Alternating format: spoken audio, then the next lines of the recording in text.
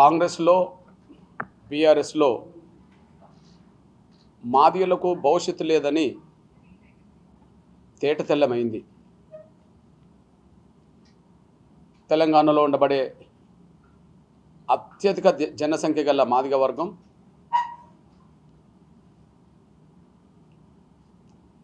Congress party నిలబెట్టిన అభ్యర్థులకు ఓట్లేయాల్సిన అవసరం ఆ గత్యంతరం మనకు లేదని,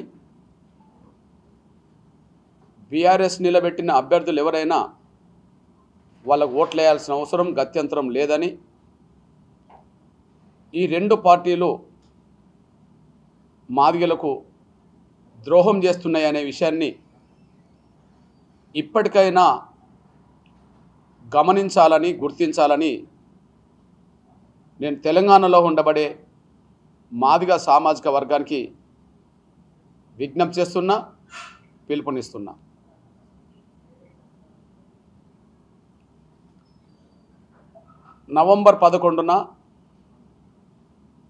గత నవంబర్ 11న హైదరాబాద్లో జరిగిన విశ్వరూప మహాసభలో ఆ సభ వేదిక సాక్షిగా వేదిక మీద నుంచే నో కాంగ్రెస్ నో బీఆర్ఎస్ అని, నో కాంగ్రెస్ నో బీఆర్ఎస్ అని పిలుపునివ్వడం జరిగింది. ఇప్పుడు దాన్ని కొనసాగింపుగా ముందుగా కాంగ్రెస్ నాయకులను మాదిగ పల్లెలోకి రానివద్దని, బీఆర్ఎస్ నాయకులను కూడా మాదిగ పల్లెలకు ఆహ్వానించొద్దని నేను విజ్ఞప్తి చేస్తున్నా.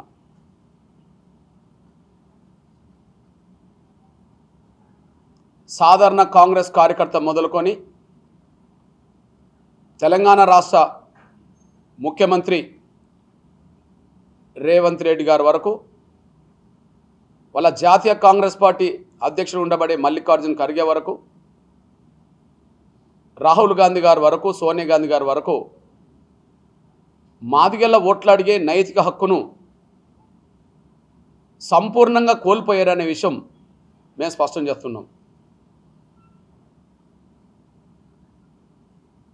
అసెంబ్లీ ఎన్నికల సమయంలోనే 70-75% మాదిగల ఓట్లు అడిగే నైతిక హక్కును కాంగ్రెస్ పార్టీ కోల్పోయింది. అసెంబ్లీ ఎన్నికల సమయంలోనే మాదిగల ఓట్లు అడిగే నైతిక హక్కును కాంగ్రెస్ పార్టీ కోల్పోయింది. ఇప్పుడు పార్లమెంట్ ఎన్నికల సందర్భంగా తెలంగాణలో దళితుల్లో 75% ఉన్న మాదిగలకు 3 స్థానాలు కూడా, ఆ 3 స్థానాల్లో ఒక్కటి కూడా మాదిగలకు కేటాయించకపోవడం చూస్తే 100% మాదిగల ఓట్లు అడిగే నైతిక హక్కును ఇప్పుడు కోల్పోయినట్టయింది.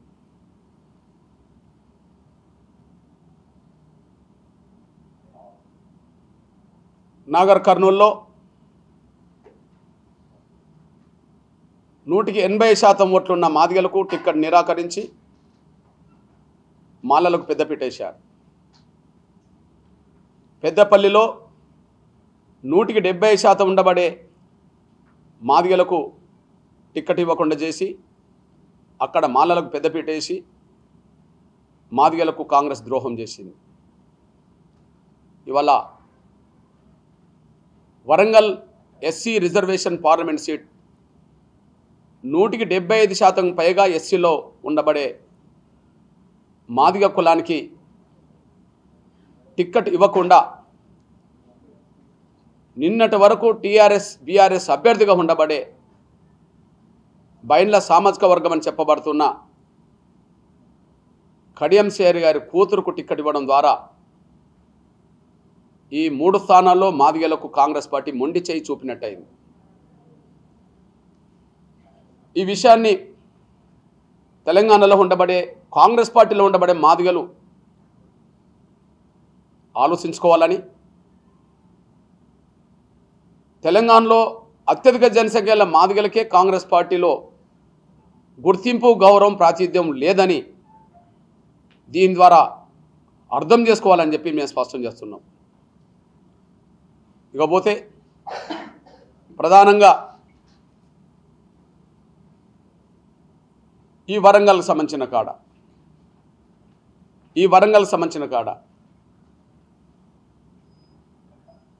40 ఏళ్ళ రాజకీయ జీవితం అని గొప్పలు చెప్పుకునే కడియం శ్రేయరి ఎంత స్వార్థపరుడో ఈ ఎన్నిక ద్వారా కూడా రుజువైంది. 40 ఏళ్ళ తన రాజకీయ జీవితంలో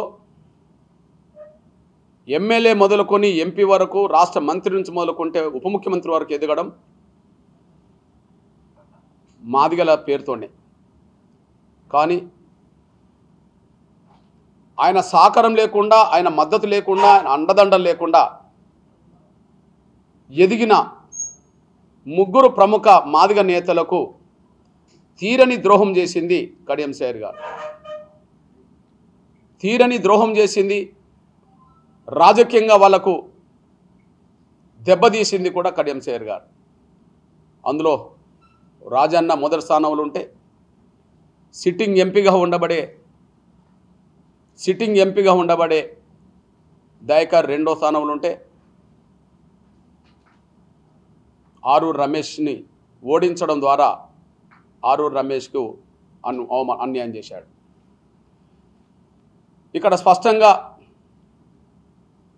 బీఆర్ఎస్లోనే ఉండి బీఆర్ఎస్లో ఎదిగిన 3 నాయకుల రాజకీయ జీవితాన్ని కథం పట్టించే ప్రయత్నం చేశాడు.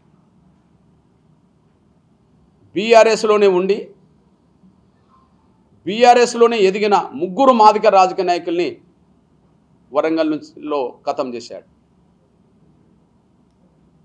ఒక సిట్టింగ్ ఎంపీ కూడా టికెట్ రాకుండా చేసి, ఒక సిట్టింగ్ ఎంపీకి కూడా దయాకర్కు టికెట్ రాకుండా చేసి తన కూతురుకు బీఆర్ఎస్లో టికెట్ తెచ్చుకున్నాడు. రాజన్న ఎమ్మెల్యే సీటును తను లాక్కున్నాడు. బీఆర్ఎస్లో సిట్టింగ్ ఎంపీ సీటును కూడా కూతురుకు లాగిచ్చాడు. ఎక్కడ మంత్రివర్గంలో చోటు దొరుకుతుందో టీఆర్ఎస్ అధికారం వస్తుందని చెప్పి, బీఆర్ఎస్ అధికారం వస్తుందని చెప్పి ఆరూరు రమేష్ని ఓడించే ప్రయత్నం చేశాడు. అంటే 3 రాజకీయ జీవితాన్ని కథం పట్టించే పని ఒక ద్రోహిగా చేశాడు. ఇప్పుడు బీఆర్ఎస్లోనే టిక్కెట్ తెచ్చుకున్న మాదిగలకు ద్రోహం చేసి, సిట్టింగ్ ఎంపీ దయాకర్కు ద్రోహం చేసి, వరంగల్లోనే టిక్కెట్ తెచ్చుకొని మాదిగలకు ద్రోహం చేసిన కడియం శ్రేయరి మళ్ళీ ఇప్పుడు అకస్మాత్తుగా ప్లేట్ పరాయించి, ఖచ్చితంగా ముందుగా కాంగ్రెస్ పార్టీని మొదటి దోషిగానే మేము చెప్తున్నాం. మాదిగల విషయంలో కాంగ్రెస్ పార్టీ మొదటి దోషి. ఏ రకంగా చూసినా పోయినసారి 4 అసెంబ్లీ స్థానాలు, 14లో 4 అసెంబ్లీ స్థానాలు తగ్గడానికి సత్తుపల్లి, వర్ధన్నపేట్, అదే సమయంలో చొప్పదండి, చెన్నూరు మాదిగల మెజార్టీ ఉన్న కాడ రేవంత్ రెడ్డి మాలలతో కుమ్మక్కై వాళ్ళకి టికెట్లు ఇప్పించడంలో మాకు 4 స్థానాలు తగ్గినాయి. అప్పుడే 75% మాదిగల ఓటు అడిగే నైతిక హక్కును కోల్పోయారు. ఇప్పుడు 3 స్థానాల్లో 1 సీటు కూడా మాదిగలకి ఇవ్వకపోవడం అంటే 100కు 100% మాదిగల ఓట్లు అడిగే నైతిక హక్కును కాంగ్రెస్ పార్టీ కోల్పోయిందనేసి కూడా మేము స్పష్టం చేస్తూ, అందువల్ల మొదటి దోషి, మొదటి శత్రువు కాంగ్రెస్ పార్టీగానే మేము తెలంగాణలో పరిగణలోకి తీసుకుంటాం. ఖచ్చితంగా రెండో దోషిగా ఖచ్చితంగా బీఆర్ఎస్నే మేము చూస్తాం. ఎందుకంటే ఉన్న 3లో ఇప్పటి వరకు మొన్న సిట్టింగ్ ఎంపీకి ఇవ్వకుండా కావ్యకి ఇవ్వడం వల్ల మాదిగలకి ఇవ్వనట్టు అయింది ముందు. ఇప్పుడు ఎవరన్నా మళ్ళీ మాదిగల్ని వెతకడానికి ప్రయత్నం చేసినా కూడా మమ్మల్ని అవమానించినట్టే. ఎందుకు అవమానించినట్టంటే కడియం శ్రేయరి కూతురు రాసిన లేఖల్లో లేదా కడియం శ్రేయరి మాట్లాడుతున్న దాంట్లో గెలవలేదు, టీఆర్ఎస్ బీఆర్ఎస్ గెలవలేదని చెప్పి అర్థమైనాకనే కాంగ్రెస్లో చేరిందని మాట్లాడుతున్నారు. అంటే టిక్కెట్ తీసుకున్నాక గెలవలేమని తెలిసి కాంగ్రెస్ చేరుతున్నప్పుడు ఇప్పుడు గెలవలేని కాడ అంటే గెలుస్తారా అనుకున్నప్పుడు టిక్కెట్ తెచ్చుకున్నారు, గెలవరేమనే అభిప్రాయానికి వచ్చినాక టిక్కెట్ మార్చుకున్నారని కాంగ్రెస్ పార్టీలో చేరినట్టు రుజువుతున్నప్పుడు ఇప్పుడు మాకు ఎవరిని తీసుకొచ్చి నువ్వు పెట్టినా కూడా ఓడిపోయే కేసును తీసుకొచ్చి పెట్టడానికి సంఖ్య చూపించుకోవడానికి ప్రయత్నం చేసినట్టు అవుతుంది తప్ప గెలుపుకు అవకాశాలు ఉన్నప్పుడు ఈ చర్చ బీఆర్ఎస్లో పోటీలు లేదనే చర్చ రానప్పుడు మమ్మల్ని గుర్తించలేదనేసి కూడా స్పష్టంగా రుజువు అవుతుంది. కాబట్టి మొదటి దోషి కాంగ్రెస్, రెండో దోషి ఖచ్చితంగా బీఆర్ఎస్ అనేసి కూడా మేము స్పష్టం చేస్తూ మాదిగ ప్రజలు ఖచ్చితంగా మొదటి దోషి అనబడుతున్న కాంగ్రెస్ పార్టీ నాయకత్వాన్ని మాదిగ పల్లెల్లోకి రానివద్దని, నా స్టేట్మెంట్ను నా విజ్ఞప్తిని కాంగ్రెస్లో ఉన్న మాదిగలే ఆలోచించుకోవాలని, అట్లనే బీఆర్ఎస్ రెండో దోషిగా ఖచ్చితంగా మన కళ్ళ ముందు కనిపిస్తున్నది.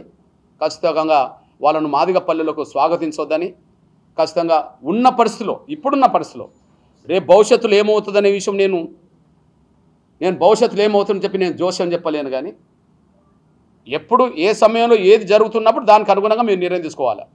మేము భవిష్యత్తు జోస్యం చెప్పలేము. కానీ ఇప్పుడున్న పరిస్థితిలో 3లో 2 అవకాశాలు ఇచ్చింది బీజేపీ, 3లో 2 అవకాశాలు పార్లమెంట్ ఇచ్చింది బీజేపీ. కాంగ్రెస్ 1 ఇవ్వలేదు. నిన్నటి లెక్కల ప్రకారం చూస్తే బీఆర్ఎస్ 1 ఇచ్చింది. ఇప్పుడు ఇంకా ఇక్కడ ఎవరినన్నా వెతికిచ్చినా కూడా అది ఓడిపోతున్నాం అని తెలిసి ఇచ్చినట్టు అవుతుంది అనే విషయం తేలిపోయింది. కానీ బీజేపీ ముందే 2 డిక్లేర్ చేసింది. ఈ సమయంలో ఖచ్చితంగా బీజేపీకి అండగా నిలబడడం అనేది మాదిగలందరూ బాధ్యతగా గుర్తించాలని చెప్పి నేను సవినంగా విజ్ఞప్తి చేస్తూ మళ్ళీ చెప్తున్నాను. కడియం శ్రేణి వల్ల బీఆర్ఎస్లో 3 ప్రముఖ రాజకీయ నాయకులు నష్టపోయారు రాజకీయంగా. ఇప్పుడు ప్రత్యక్షంగా కాంగ్రెస్ పార్టీలో 6-7 వరంగల్ పార్లమెంట్ సీటు కోసం ఆశిస్తున్న 6-7 నష్టపోయినట్టుగా మేము భావిస్తున్నాం. ఖచ్చితంగా ఏ నాటికైనా తగిన బుద్ధి కాంగ్రెస్ పార్టీకి, అదే సమయంలో కడియం శ్రేణి కుటుంబానికి మాదిగలు చెప్పగలుగుతారనే విషయం కూడా మేము స్పష్టం చేస్తూ, బానిసత్వం మనస్తత్వం నుంచి బయటపడండి, చైతన్యవంతంగా మాదిగల అస్తిత్వాన్ని నిలబెట్టడానికి ప్రయత్నం చేయండి. బానిసత్వం మనస్తత్వం నుంచి మాదిగలు బయటపడాలి, చైతన్యవంతంగా ఆలోచించి మన అస్తిత్వాన్ని బలంగా చాటుకోవడానికి ముందుకు రావాలి. అది ముఖ్యంగా రేపు ఓటు అనే ఆయుధం ద్వారా కాంగ్రెస్ పార్టీ అనే మొదటి దోషికి, ప్రథమ శత్రువుకు బుద్ధి చెప్పాలని, బీఆర్ఎస్ అనే రెండో దోషికి బుద్ధి చెప్పాలని, మనకు అండగా నిలబడడానికి నిజాయితీగా ముందుకు వస్తున్న బీజేపీకి ప్రతి ఒక్కరూ అండగా నిలబడాలని చెప్పి నేను కోరుతూ విజ్ఞప్తి చేస్తున్నాను, గుర్తు చేస్తున్నాను. ధన్యవాదాలు.